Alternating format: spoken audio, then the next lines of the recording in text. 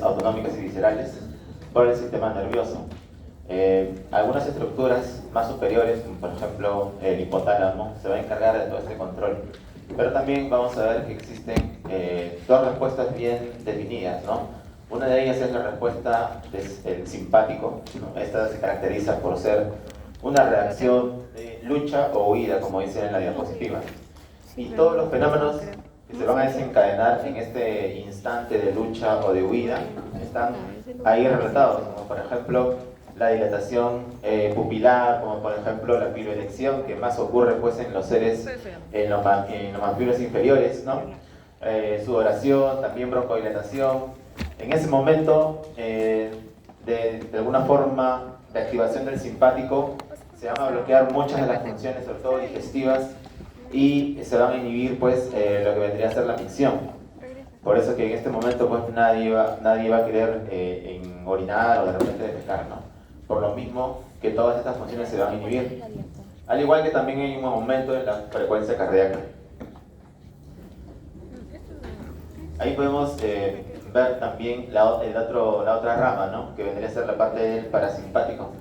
Recuerden que no solo vamos a tener nervios craneales que llevan información parasimpática, sino también vamos a tener nervios que van a ser pues de los niveles sacros, ¿sí? Que van a inervar sobre todo la parte del sistema reproductor y la parte de la vejiga urinaria. A nivel del tronco, vamos a ver que existen algunas zonas importantes para el control de esta función.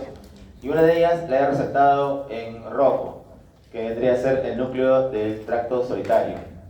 A este núcleo pues se van a integrar muchas de las funciones viscerales, pero no es el único. También está ahí, por ejemplo, la formación reticular, está el locus ceruleus, está por ejemplo la área postrema, que es la zona pues donde se encuentra el gatillo quimioreceptor, ¿no? Cuando va a desencadenar, por ejemplo, el hipo, las náuseas. Otras estructuras, sobre todo aquí se refiere, cuando habla de la parte del prosencéfalo basal, se refiere pues a estructuras que se encuentran alrededor del hipotálamo, como pueden ver ahí, ¿no?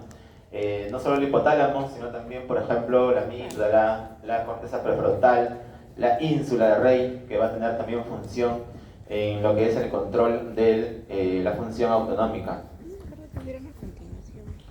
Hablemos un poco del hipotálamo, ¿no? El hipotálamo justo se va a encontrar por debajo de ambos tálamos, ¿sí? Ahí tenemos los núcleos que se van a encontrar justo a ese nivel. Es una parte bien pequeña en relación a todo el encéfalo, ¿no? Pero es vital para el control de todas estas funciones. Entonces, si hablamos de las funciones del hipotálamo, ya sabemos que va a integrar todo lo relacionado a la función visceral, a la función autonómica.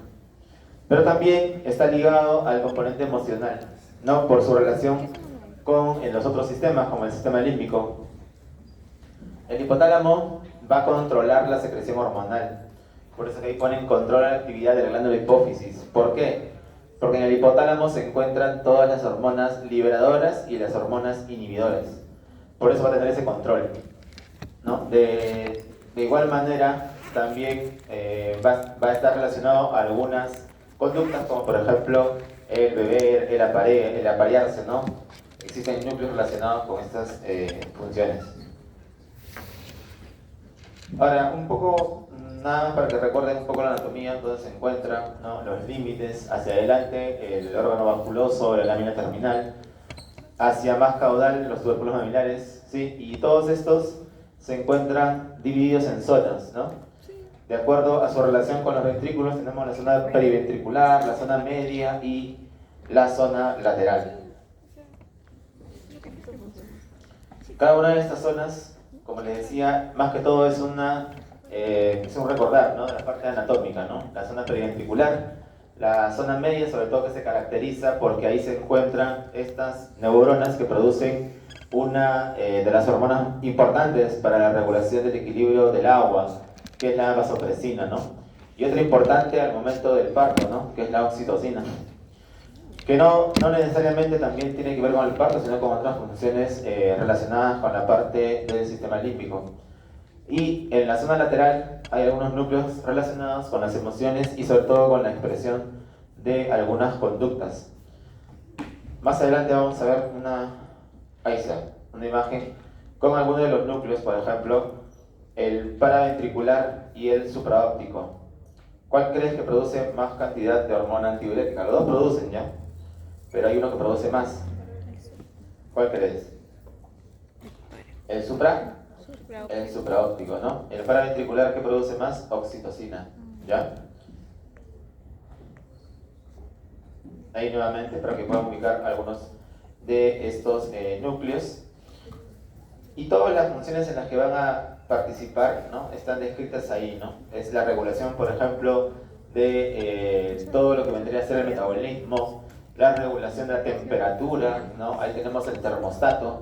Es por eso que existe una entidad que se denomina la fiebre de origen central. ¿Por qué le llaman así? Es un paciente que hace fiebre pero no tiene infección alguna demostrada y tiene, pues, por ejemplo, una hemorragia suprarrenal o un traumatismo que involucra una alteración del hipotálamo y el paciente cursa con temperaturas de más de 39.5, 40 grados centígrados sin necesidad de tener ninguna infección. ¿Y por qué se da eso? Porque el hipotálamo es el termostato, el control de la temperatura. También tiene que ver con el ritmo circadiano, sueño-vigilia, porque ahí tenemos un núcleo, el núcleo supraquiasmático, ¿sí?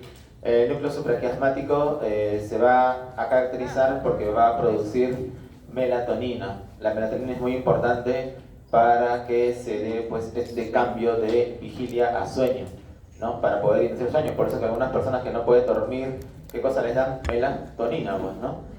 Sintética. ¿Para qué? Para que puedan conciliar sueño. ¿Sí? Y también tiene que ver, pues, con la parte reproductiva, como les había mencionado hace un momento.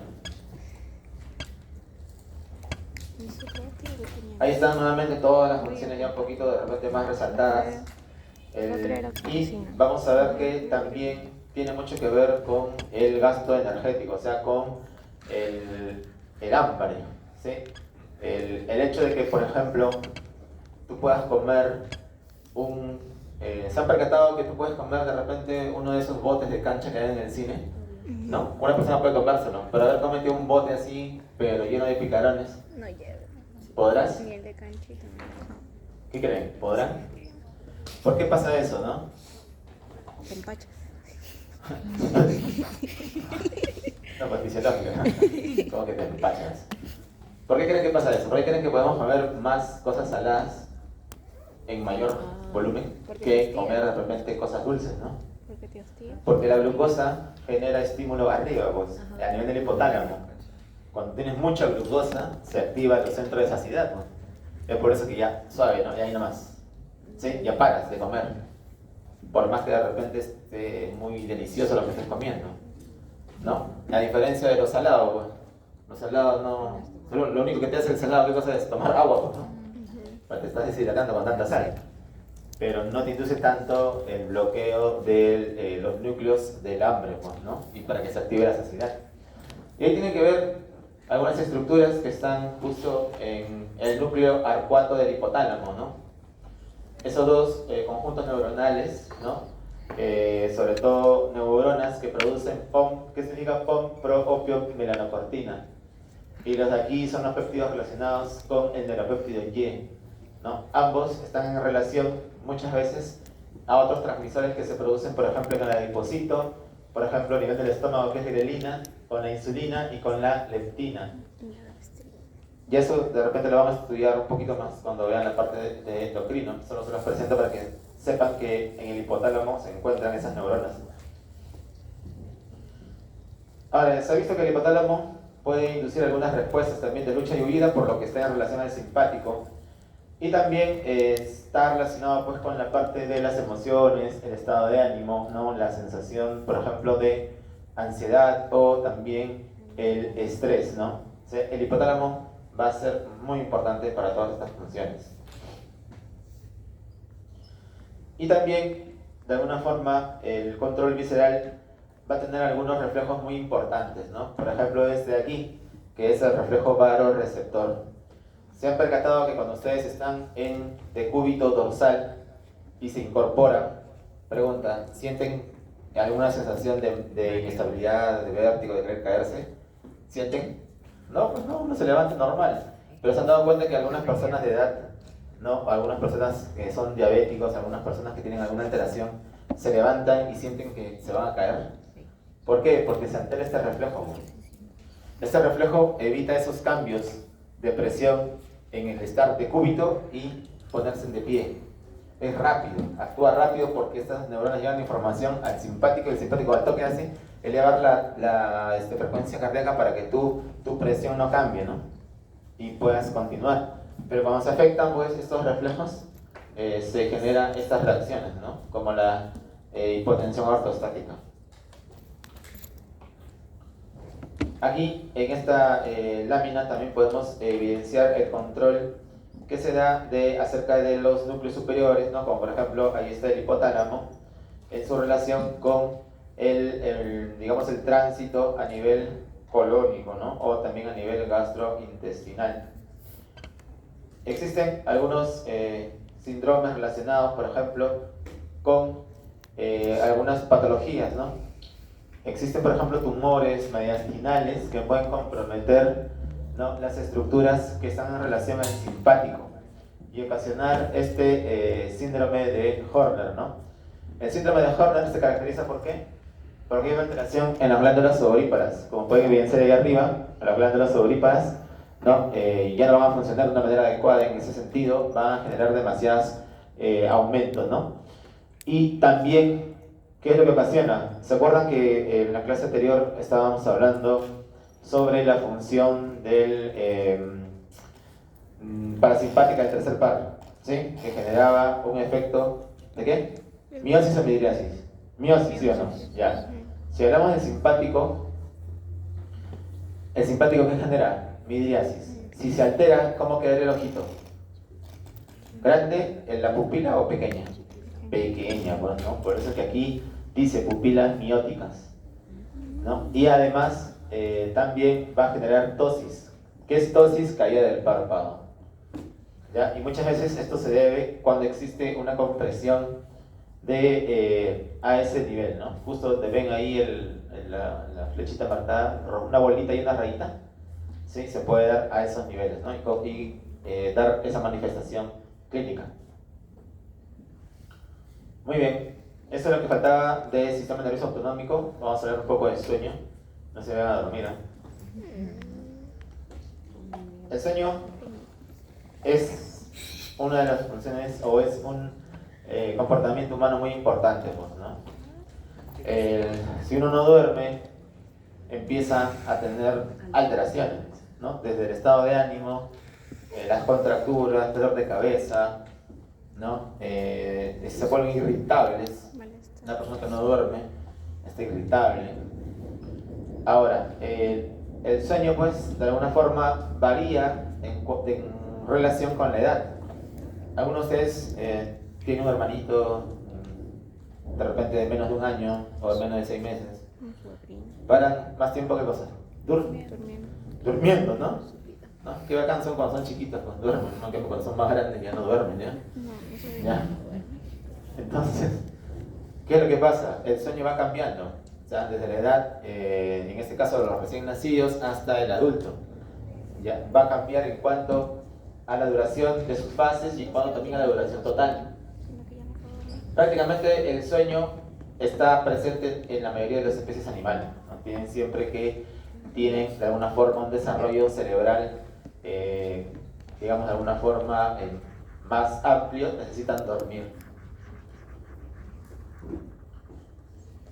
Por eso que acá dice que es un proceso vital y muy complejo, ¿no? Ahora, en el sueño vamos a ver que se van a presentar fases y justo en la siguiente diapositiva ahí está. Tenemos cómo es la distribución. Ojo, como dice el dicho, ¿no? Todo exceso también es dañino, ¿no? Por eso que ahí ven en verde lo recomendado en horas y en rojo lo no recomendado. Si se dan cuenta ustedes, ¿dónde estarán? A ver, ¿dónde están ustedes? De 7 a 9. Entre 18 y 25 están, ¿no? Ya. ¿Cuánto deberían dormir? De 7 a 9. 7 horas. ¿Ya? 7 horas. Pero no más de 11, ¿no? No lo mires, ¿eh? No más de 11.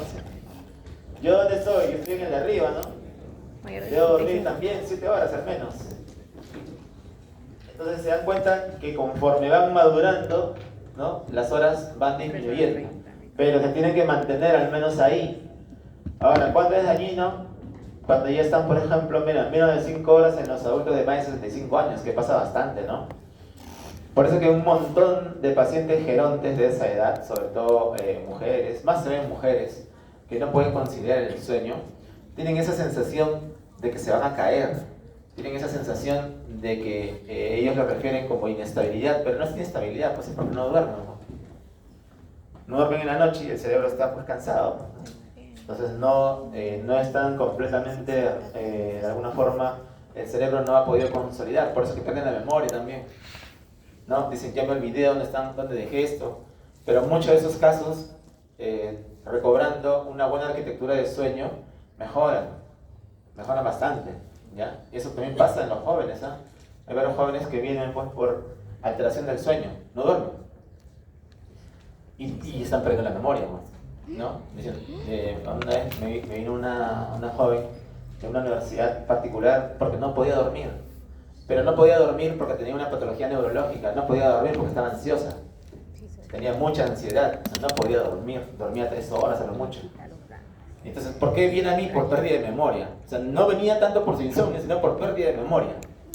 Porque ella se le había hecho una rutina de dormir 3, 4 horas. Cuando eso es dañino, ¿no? Según el cuadro, ¿dónde lo ven ahí, no? Menos de 6 horas ya es dañino, ¿no? Para tu salud, ¿sí? Muy bien, entonces seguimos avanzando con lo que es sueño. Yo dormí todo el día. Algo muy importante también es el estado de vigilia, ¿no? Cuando alguien está vigil y te ponen o están evaluando mediante un electroencefalograma, que es colocar electrodos en la cabeza, lo que se aprecia son esas ondas, ¿ya? Eso es algo que tienen que recordar. En vigilia hay ondas beta reflejadas en el encéfalo, ¿sí? Muchas veces hay mucho tono porque están despiertos, y también vamos a poder evidenciar, ¿no?, que cuando la persona está con ojos abiertos y con ojos cerrados, cuando alguien está con los ojos abiertos es donde se aprecia más estas ondas beta, ¿ya? En cambio, cuando alguien cierra los ojos, cambian. Ahora, ¿cómo uno se da cuenta en qué frecuencia está? Porque esta frecuencia alfa es más o menos entre 8 a 12 Hz. O sea, aparecen 8 a 12 ondas por un segundo. En cambio, cuando uno está en un ritmo beta, las ondas son más pequeñitas y aparecen en ciclos de más de 13 Hz. ¿Sí? O sea, más de 13 Hz quiere decir que estás en actividad beta, ¿no? Y ahí está. ¿Sí? Un ritmo de 8 a 12 Hz y un ritmo de 13 a más, ¿no? Hasta 30 Hz se refiere a esos dos tipos de ondas que pueden aparecer en la vigilia. Ahora veamos un poco de la fase del sueño. El sueño tiene dos grandes fases reconocidas, ¿no? El sueño MOR, que es de movimientos oculares rápidos, o también llamado sueño REM, ¿no? Por sus siglas en inglés, ¿ya? Es lo mismo, ¿eh? No piensen que son otros sueños, el profe me ha hecho dos y ahí veo que son más. No, son esos dos grandes, que es lo mismo decir sueño MOR que sueño REM, ¿ya? El otro sueño es el sueño no MOR o no REM, ¿no? Que es el que no tiene relación con los movimientos oculares rápidos. Pregunta: de esos dos, ¿cuál crees que es donde el cerebro descansa verdaderamente, ¿no? Donde el cerebro está prácticamente en lo mínimo de funciones y es donde ya vas a consolidar todo lo que has leído en el día, ¿no? Es en esa que dice sueño profundo, sobre todo en el 4. Cuanto más fases de sueño profundo tengas, es mejor. ¿Para qué? Para consolidar memoria, para que el cerebro esté pues ávido a empezar un nuevo día. Cuanto menos fases tienes, empieza a haber problemas, ¿no? Y eso es lo que pasa en los adultos mayores. Los adultos mayores tienen una disminución de esta fase. En su ciclo de sueño aparecen a lo mucho 2 o 3, ya pues si duermen hasta 5 horas, ¿no? Por eso que despiertan a veces con más sueño, ¿no? ¿No viste a tu abuelito cabeceando en la mañana?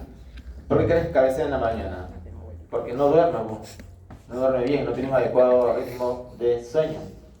En cambio, Los de arriba, el 1 y el 2, es lo que te pasa acá, pues. ¿No? Si tú observas de repente a tu compañero de al lado, cuando empieza a cabecear, ¿no está así? ¿Saca su cabeza y se levanta? ¿Por qué pasa eso? Porque está ahí arriba, pues, en el superficial, ¿no? O es aquel que tú quieres despertarlo y le soplas en la oreja, ¿no? Y se levanta recién, porque no está profundamente dormido, ¿sí? Está en la parte, en lo que significa el sueño superficial. Y este de abajo, ¿por qué le llaman sueño paradójico? Le llaman de esa manera porque la persona, más bien en el electroencefalograma, parece como si estuviera despierta. Tiene ritmo beta ya para despertar. Sueño. No, es ahí donde uno se despierta, pues. Es ahí donde cualquier estímulo te puede despertar. Es ahí donde se activan las funciones autonómicas, ¿sí? Es ahí donde en algunos, en la mayoría, hay descargas del sistema nervioso autonómico. Por eso que ahí se pueden evidenciar erecciones, pues, en esa fase. Sí, en esa fase. Porque estás ahí, pues ya. ¿Y cuando Estás estás, activo. ¿y cuando estás soñando qué te apuedes? Los sueños que tú recuerdas son los sueños que aparecen ahí, En el paradójico. en el paradójico. Esos son los que recuerdas. ¿Alguna vez te ha pasado que en tus sueños te están matando? Y que... Ya, eso pasa ahí, pues. Lo recuerdas porque pasa ahí. Siempre soñamos, ojo, ¿eh? Solo que los sueños que ocurren ahí, en la fase profunda, son los que nunca vas a recordar. Estás tu mente, ¿no? En fase de sueño, puedes tener pesadillas, todo eso, pero no te vas a acordar nunca porque estás en esa fase profunda, ¿no? En cambio, los sueños que tú recuerdas o que se hacen vívidos, ¿nunca les ha pasado que se han golpeado en el sueño, en su Estás sueño? llorando. ¿No? Claro, ahí pasa, pues ahí, por eso que hay actividad. Yo recuerdo cuando estaba así como ustedes sentados, me hice una herida en el dedo por patear durante un sueño, ¿no? El despertar, ¿no? Porque estás ahí, pero todo está ya listo y ¡wow! Si estás en ese cambio, lo que hiciste en tu sueño, lo haces, ¿no? Y por eso también ahí en ese sueño es cuando saltan. La gente no ha visto, no han visto nunca a alguien en sueño. No han tenido infancia, ¿no? Nunca han visto a sus papás. Sí. El sueño que se está chequeando, En el micro, en el micro. y están que hablan, o están que se mueven. Y ahí en esas fases es el no REM. Perdón, el sueño REM.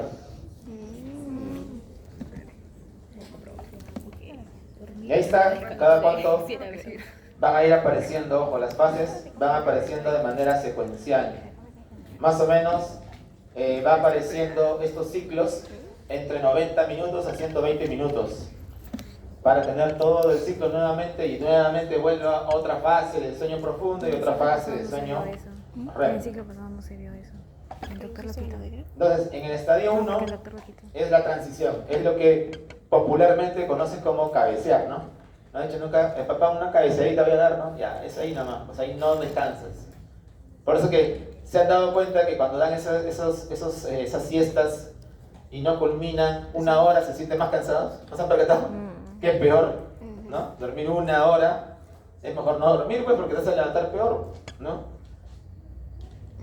Por ahí hay un TikTok que dice que puedes dormir de 30 a 40 minutos para tener un sueño reparado. No, lo que pasa es que MOR es movimiento ocular rápido y las siglas en inglés es REM. Es lo mismo, sí, MOR o REM. Ya, entonces en ese estadio es la transición. De todas maneras, aquí hay mucho movimiento ocular, por eso que si tú ves a alguien que está en esa fase, vas a ver que los ojitos están que se mueven, se nota en los párpados, ¿ya? Y en algunos casos el tono muscular va a estar reducido, ¿no? Ahora, ¿puedes responder a estímulos? Claro que sí, ¿no? Por eso que cualquier estímulo pequeño, ¿no? Yo grito y se levanta, ¿no? O alzo la voz y se levanta. O de repente tu compañero te da un codazo y te levantas. Aquí también se pueden producir algunas contracciones repetidas, ¿no? Perdón, algunas contracciones súbitas, que son sacudidas, ¿no? No sé si habrás visto a alguien de repente que está allí recién entrando en sueño y hace esto, ¿no? Sueña que se Ya, cae. esas sacudidas son las sacudidas hípnicas.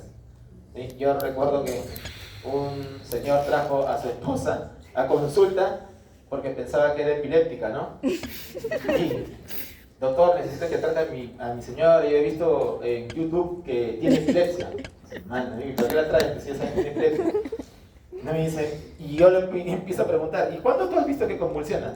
En las noches, doctor, yo estoy tranquilo, ella duerme primero siempre y se sacude. La tengo que coger, digo, pero, y le pasa despierta. No, nunca le pasó despierta. Entonces un día le dije, a ver, grábalo y tráelo, ¿no? Y eran esas sacudidas, pues. Hacía sus sacudidas, ¿no? Como cualquiera puede tener, ¿no? No quiere decir que tengas algún trastorno. El trastornado depende de él, ¿no? Ahora, vamos a ver que en esta fase, ¿no? Pueden haber esas sacudidas químicas, ya no se ven. Estadio 1, pueden aparecer algunas ondas lentas. Esto que está encerradito en azul son ondas lentas, pero solo aparecen en una ráfaga. ¿Por qué? Porque recién estás ahí queriendo entrar al sueño. En el estadio 2, aquí sí hay algunas características que deben recordar. ¿Cuál es lo primero que deben resaltar? Los usos del sueño. Generalmente son cíclicos y aparecen más o menos en una frecuencia de más de 13 Hz o 12 a 14 Hz. Aquí puede haber reducción del tono muscular y también aparecen estas ondas que son los complejos K. ¿Ya? Eso lo vamos a ver aquí, en la siguiente diapositiva. Ahí está.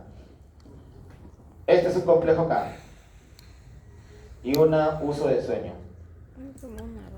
¿Ya? Los usos de sueño. Entonces, esta actividad es actividad lenta, por eso que el paciente está entrando ya en, digamos, el sueño, ya está a un paso de entrar al sueño profundo. ¿Ya? Pero justo es esta característica, las dos cosas que no deben descartarlo, ¿ya? El uso del sueño y los complejos K.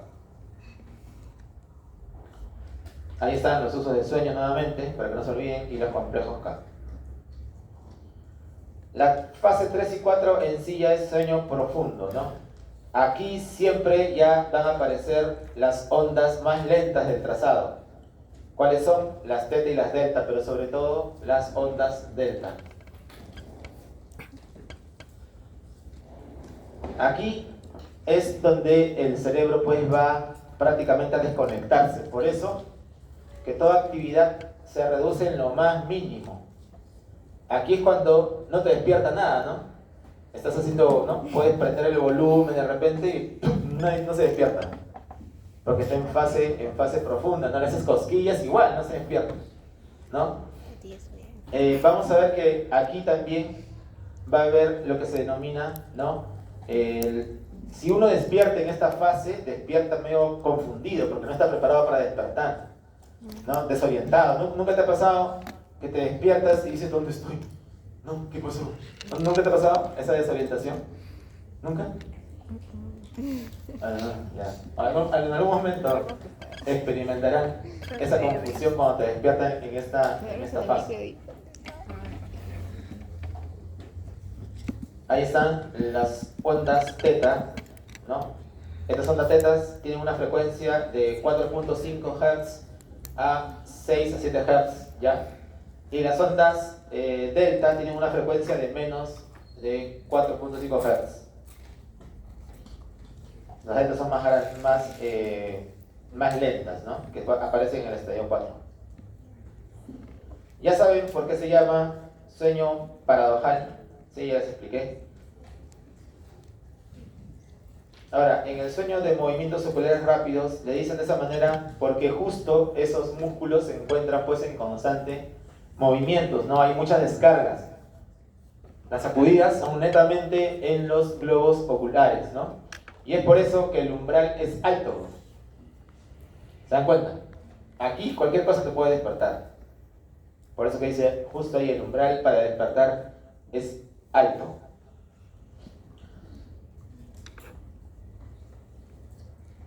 Existen algunas ondas que pueden aparecer en el sueño de movimientos oculares rápidos, ¿no? Por lo mismo que existe aumento de temperatura, aumento de la tasa metabólica y aumento del flujo sanguíneo. Esas ondas que pueden aparecer en este sueño son las otogenículo-occipitales, ¿no? ¿Por qué tienen esa denominación? Por el lugar a donde van, ¿no? Van desde el puente hasta los cuerpos geniculados, ¿sí? Para de alguna forma estar prestos a despertar, ¿no? Y eso es lo que se aprecia en el trazado, ¿no? La aparición de estos movimientos oculares rápidos, eso es lo que le da el nombre a esta fase de sueño. Y también el hecho de que aparezca actividad beta, ¿no? La actividad beta les dije que era de vigilia, ¿no? Entonces aparece actividad beta como si el paciente o como si la persona estuviera despierta. También van a aparecer las ondas teta, ¿no? Acompañado a las ondas pues beta, ¿no? Ahora, el ciclo sueño-no-mor y sueño-mor puede aparecer en ese lapso, ¿no? Les dije hace rato entre 90 en promedio, 110, 120, dice alguna literatura, pero aparecen más o menos en ese tiempo. Es por eso que es recomendable pues que no duerma más o menos 7 horas, ¿no? A ver, divide, ¿cuántos ciclos aparecen en 7 horas? Cada hora y media va a ir apareciendo uno, ¿no? O sea, en 6 horas ya tienes ¿cuántos? ¿No? Más una horita, por ahí puede aparecer otro. Entonces, con esas, al menos con esas 4 fases ya estás tranquilo, el cerebro descansa. Cuando aparecen menos, ahí sí ya se interrumpe, ¿no? Y es por eso que tampoco fijas memoria. ¿Te has percatado que cuando te amaneces estudiando, todo lo que leíste en esa amanecida, te olvidaste después de un rato, ¿no? ¿Te ha pasado? Sí, ¿no? Es porque no fijas, Juan.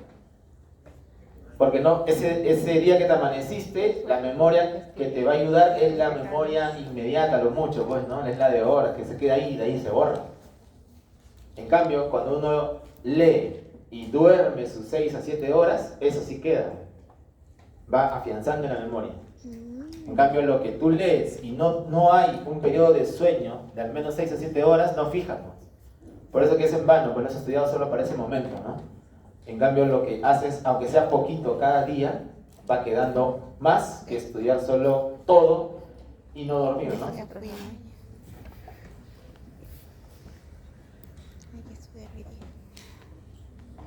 Con sueño. Aquí, por ejemplo, nos ponen el porcentaje más o menos en un adulto joven. En esas horas hay que estudiar. Cada cuánto de porcentaje transcurre en cada sueño, ¿no? Miren, 5% en el 1, 50% en el 2 y el otro 50% están en el 3 y el 4 y entre el MOR. ¿Sí? Esos son los porcentajes en los cuales está la constitución de todo tu sueño. En estas fases hay muchas modificaciones que se pueden producir, ojo. Desde activación de genes hasta alteraciones en el metabolismo. Por eso es importante el sueño. En cuanto al metabolismo, ¿no? Vamos a ver que, por ejemplo, el flujo sanguíneo y la actividad metabólica, ¿dónde se van a reducir? Sobre todo en el sueño no mor, ¿ya? Va a haber todo reducido por lo mismo que estás, pues, el cerebro descansando. Y esta reducción metabólica, ¿no? Es también porque de alguna forma las compuertas de entrada hacia el cerebro están cerradas, pues. ¿Cuál es la compuerta de entrada de las, digamos, los estímulos sensoriales, sensitivos? El tálamo, pues. Si el tálamo se bloquea, por más que alguien te esté molestando, no va a despertar, pues. A menos que lo guardes a cachetadas, ¿no? Ahí ya recién despiertan. Y la corteza cerebral se va a ir deprimiendo en varios de estas estructuras, como por ejemplo el órbito frontal. ¿Alguien sabe para qué te sirve el órbito frontal? ¿Alguien sabe para qué sirve el órbito frontal? Es la parte de la corteza prefrontal que está justo en la parte más inferior, donde están los bulbos olfatorios, por eso se llaman órbito frontal. ¿Alguien sabe para qué sirve? Es lo que nos hace seres sociables, pues. Es lo que nos hace respetar las reglas. Tus patrones de comportamiento social están ahí. Es por eso que si, por ejemplo, a alguno de ustedes le da ganas de orinar, va a orinar aquí en la puerta. O si alguien, por ejemplo, tiene el impulso sexual aumentado y en ese momento va a querer de repente hacer algo, ¿lo hace? Pregunta. ¿Lo hacen? No, sí o no. ¿Quién crees que te bloquea? ¿Quién crees que está bloqueando todos esos impulsos? El órbito frontal, pues. El órbito frontal es lo que nos hace seres sociables. Es lo que nos hace respetar normas, parámetros. Cuando alguien tiene alterado eso, prácticamente es otra persona. ¿Y eso ocurre? Claro que sí, ocurre. ¿En qué tipo de personas puede ocurrir? Uno, en los pacientes que tienen una infección del sistema nervioso, sobre todo las encefalitis herpéticas, o personas que tienen encefalitis autoinmune que justo ataca el órbito frontal. Yo recuerdo un caso, ¿no? Tenía un joven de 24 años que justo estaba en el último año de Derecho y estaba haciendo su tesis, ¿ya? Para acabar su carrera. ¿Y por qué lo traen? Su mamá lo trae porque lo había encontrado un día antes lo había encontrado desnudo en su sofá. Y ese mismo día en la noche va a su cuarto y encuentra prácticamente, había hecho deposiciones en su cuerpo. Y lo trae por eso. Y cuando lo trae, el chico estaba liberado, ¿no? Por ejemplo, insultaba a las personas, a las enfermeras, ¿no? Les decía P puntos suspensivos, ¿no? O las comparaba con el animalito igualito. O sea, estaba así, nada lo controlaba. Hasta que con fármacos tú puedes controlar ese comportamiento, ¿no? Y después de darle tratamiento para su encefalitis, a los más o menos 7 días ya era otra persona. Y no se recordaba de nada de lo que había pasado. Más bien pedía disculpas porque le decíamos, mira, todo hizo todo esto. ¿No? Y él, ¿por qué crees que pasó eso? Por esto, mira, esa estructura tan importante para el control de todas estas conductas. Entonces, en el metabolismo van a existir áreas deprimidas parcialmente, como la corteza parietal, el cíngulo, que tiene que ver con la parte del sistema límbico, pero también existen otras que se van a ir desactivando, como las cortezas sensoriales, no muestran una desactivación tan profunda, sobre todo en el sueño no MOR. Y en el sueño MOR, el flujo está elevado, el metabolismo está elevado porque ya vas a despertar. Sí, es algo bien sencillo de comparar, ¿no? Mientras que en uno se activa el metabolismo, el flujo sanguíneo, en el otro se desactiva.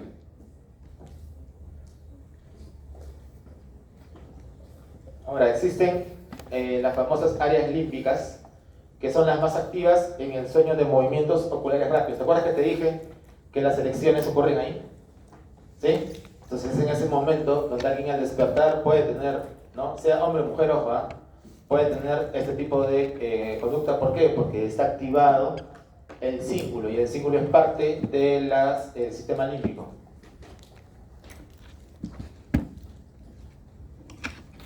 Y aquí es donde también de repente ustedes en algún momento han llorado en su sueño y se levantan lagrimeando. ¿Les ha pasado?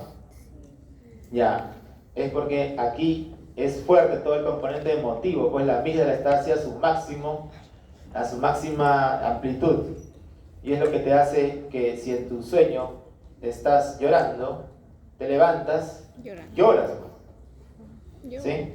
Eso generalmente pasa cuando alguien sueña pérdidas, ¿no? De un ser, ¿no? De repente de un hijo, de una mamá, de un papá, o sueña algo que es demasiadamente doloroso, y es ahí donde se puede producir esta actividad onírica, ¿no? Ahí, por ejemplo, es un cuadrito donde están algunas zonas activadas, ¿no? Y algunas zonas desactivadas. Las activadas están pues con color rojito, ¿ya? Y las desactivadas están con color azul. Cada una va a tener pues una función durante cada una de las partes del sueño, ¿no? Ahí, como les decía, desactivas al cíngulo y al dorso lateral, y más bien vas a ir activando a la corteza anterior del cíngulo, a la amígdala, ¿no? Por eso que lloras, y al tegmento continuo. Como les decía, en el sueño profundo o no MOR es donde la compuerta talámica está cerrada. También vamos a ver que se reduce la liberación de acetilcolina, por eso que no hay excitación, más bien va a producir hiperpolarización. Ya sabes qué es hiperpolarizar, ¿no? ¿Qué era? ¿Poner más negativo? Hacer más negativo, ¿no? Hacer más negativo a una neurona. Haces más negativas a las neuronas del tálamo, pues, ¿no? Y también lo otro que les decía, ¿no? Las cortezas prefrontales, cinguladas y parietales van a estar menos activas en el no MOR. Este caso es lo mismo. Ahora, existen algunas modificaciones que se pueden dar a nivel molecular. Y aquí hay algo importante, ¿no? Lo que dice acá abajo.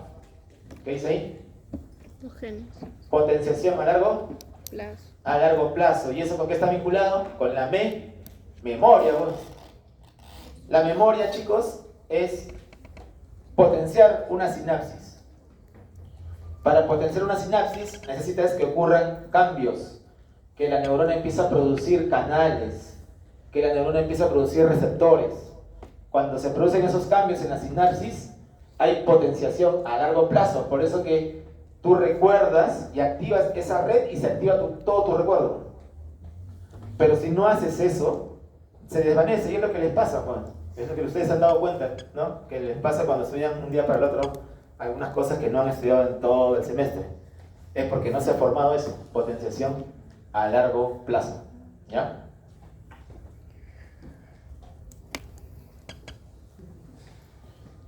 Y va a haber también mucha expresión genética, ¿no? Genes que van a de alguna forma inducir producción de canales, de neurotransmisores, ¿no? Se generan muchas proteínas y organelas. Y aquí en este cuadro hay algunas de estas características, ¿no? Que ocurren durante el sueño. En cuanto al aprendizaje de la memoria, ya saben todo lo que va a ocurrir, ¿no? Plasticidad sináptica, consolidación de la memoria.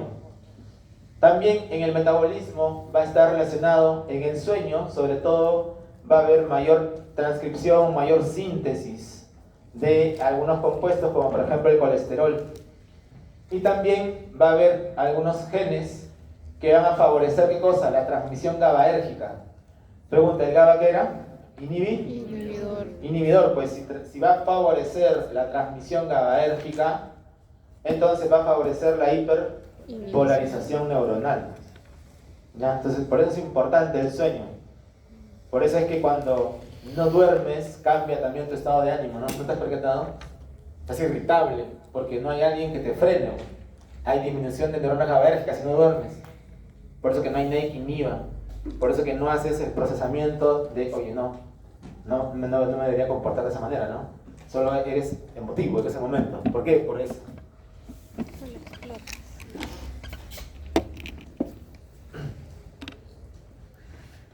Hay algunos sistemas que van a regular el sueño y la vigilia. Por ejemplo, el SARA, ¿no? Por ejemplo, el sistema hipotalámico del sueño, el supraquiasmático, ¿qué producía? Melatonina. ¿Para qué sirve la melatonina? Para el sueño. Para el sueño, ¿sí o no?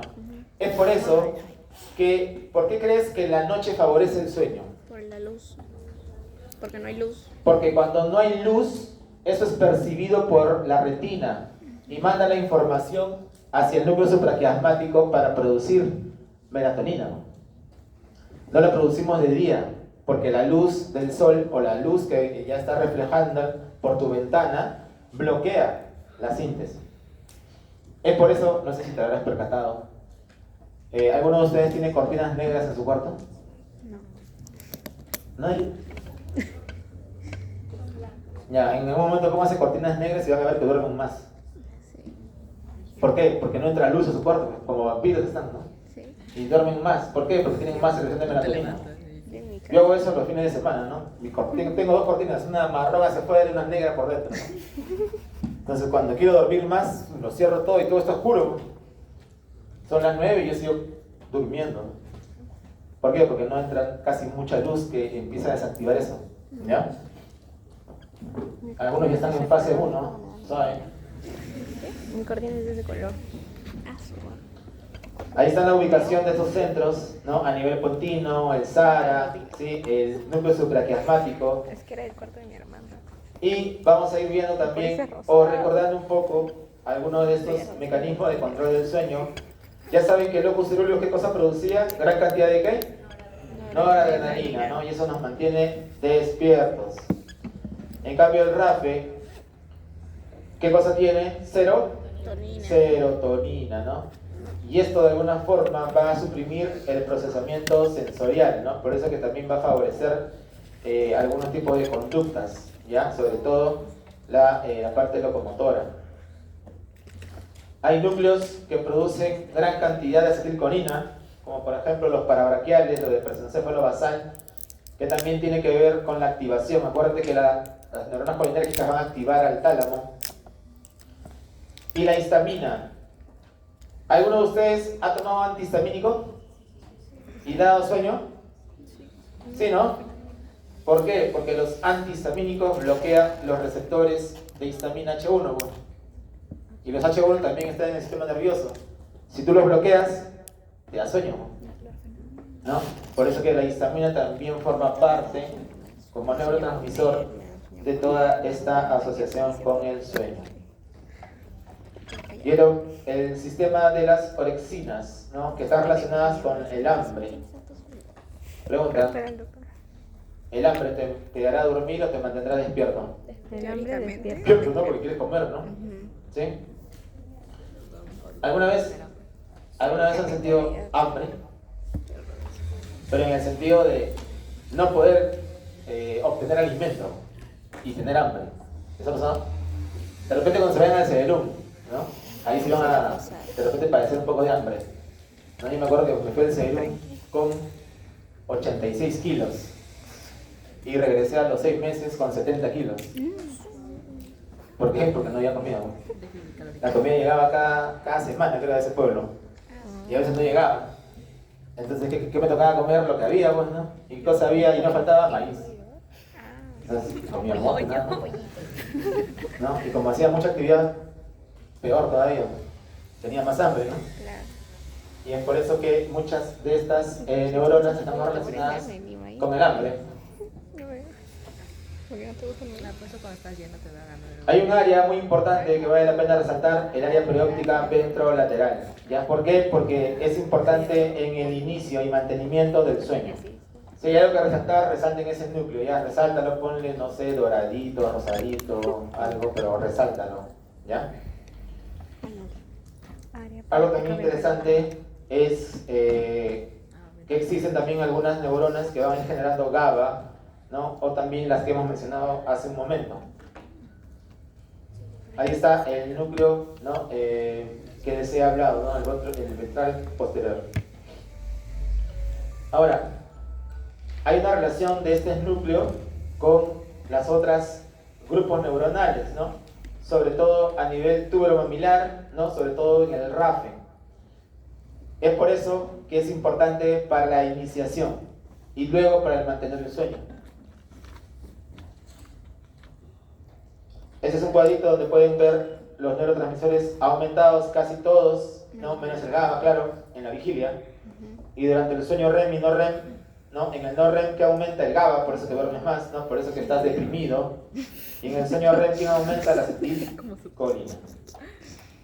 Algunos de los cambios que se producen durante el sueño en todo tipo de regulación, sobre todo cardiovascular, respiratoria, endocrina, temperatura, digestión, función sexual también, ¿no? De repente ahora no es tan notorio como en épocas anteriores, ¿no?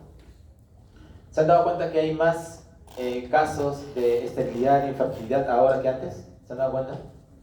¿Por qué crees que pasa eso? ¿Por qué no duerme? ¿Por dormir? El estrés. Por ejemplo, cuando yo entré a medicina, te hablo en el 2002, hace mucho tiempo, Enseñan así. en el salón de 140 personas habrían pues 40 mujeres, 40, ¿no? El resto éramos hombres. Pero ahora se ha invertido, ¿no? ¿Se han dado cuenta? Yo enseño en varias universidades, ¿no? En la de Piura, en la científica, en la Ricardo, y siempre veo más mujeres que hombres. ¿Y por qué les hablo de eso, no? Porque esta carrera es de mucho ¿Esfuerzo? estrés, ¿no? Es de mucho estrés. Y pregunta, si tú ingresaste a los 18, súmale 7, 25, ¿no? Ya, si has pasado todo así, bacán, ¿no? Pero si por ahí jalaste uno, ya súmale uno más, 26. Un año de salud, 27. Hasta que vuelvas a postular, 28, 29. Ya la agarraste a los 29 años, la especialidad. Por ahí te lanzaste a cirugía de tórax y cardiovascular, son 5 años más. Sales como especialista a los 34, 35, y a los 35 años ya eres gestante de alto riesgo obstétrico. Claro, a los 35 las mujeres son gestantes de alto riesgo obstétrico. Y empieza el estrés, ¿no? Porque ya quieres tener tu hijito, ¿no? Y empieza el estrés. Y esa es una de las causas también de esterilidad, pues. en la mujer. Recuerda que cuando uno estudia la infertilidad, la esterilidad, el hombre solo es un factor más. Llámame tú al Entonces, la mujer aquí, factores, hombre acá, factor hombre, ¿no? Y los demás factores. Y uno de los factores también es el estrés, pues. Es por eso que ha aumentado más esos casos, pues. Porque hay, de alguna forma, más estrés en el género femenino, pues, ¿no? En cambio, un hombre, acuérdate de Melcochita, ¿no? 80 años, tiene una hija, creo, de 3 años. En el hombre no es tanto eso, sino más bien disminuye la calidad de tus espermas, ¿no? Disminuye y puedes tener más riesgo de trisomías, ¿no? Como hay una frase que dice, el hombre no deja tener hijos hasta que se muere. Aquí un cuadrito donde comparan, por ejemplo, en el no more, cómo están la actividad miogénica, la presión arterial, la frecuencia cardíaca. Te das cuenta que todo está en declive. En cambio, en el sueño more puede ser variable o en algunos casos también se puede perder la termorregulación. Y esto lo he resaltado porque seguro te ha pasado. No me digas que no, ¿eh? En algún momento te has levantado a las 4 o 3 de la mañana con un frío bárbaro, ¿no? Sí. ¿Te ha pasado? Sí. Ya, es cuando perdiste la termorregulación, Verga. ¿no? Y eso pasa justo ahí, en el sueño de movimientos oculares rápidos. Es por eso que te levantas y te tapas, ¿no? Te aumenta. O le quitas la frazada que te has puesto y te tapas. Cuando te ¿Sí? aumenta. Eso pasa ahí, ¿ya? Y ahí también hay insolaciones, ¿no? Ese de que quítame la ropa. Entonces las funciones del sueño, ya para acabar, Sí. recuperación cerebral, la memoria y la homeostasis de la sinapsis. Ya sabes por qué es recuperación. Por todo lo que tiene que ver con el metabolismo, por las funciones cognitivas y alteración del estado de ánimo. Ya sabes, persona que no duerme está con alteración del estado de ánimo. ¿Sí? Persona que no duerme tiene alteración de la memoria.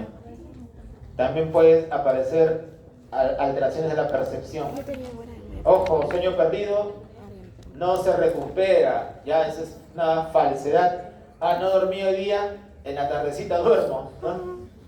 Eso no compensa tu sueño. Por eso se duerme en la noche.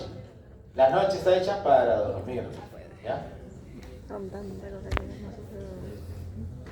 Sueño y memoria, ¿sí? En muchos de los casos relacionados con el aprendizaje, la memoria, con el sueño paradójico. Aquí vamos a ver también que hay consolidación. ¿Dónde hay más consolidación? En el sueño no more, ¿sí? En el sueño profundo. Porque aquí toda la información va a pasar del hipocampo a la neocorteza. Y conforme nos hacemos más viejitos, no me miren, ¿ah? Conforme nos hacemos más viejitos, ¿qué es lo que pasa? Belleza. Disminuye. Pero ¿quién va a disminuir más? La belleza. ¿Cuál es el que te importa? La El belleza. no REM, ¿no? Para poder descansar tu cerebro, por eso que baja, ¿no? Aquí está tu abuelito, ¿no? Que ya duerme solo 4 o 5 horas, ¿sí? Y ustedes estarán recién, pues, ahí en adolescencia, ¿no? Ahí están. Y ahí estoy entre el adulto y el geronte, allá al medio. Muy bien. 5 minutos para que tomen algo, se oren, estiren las piernas.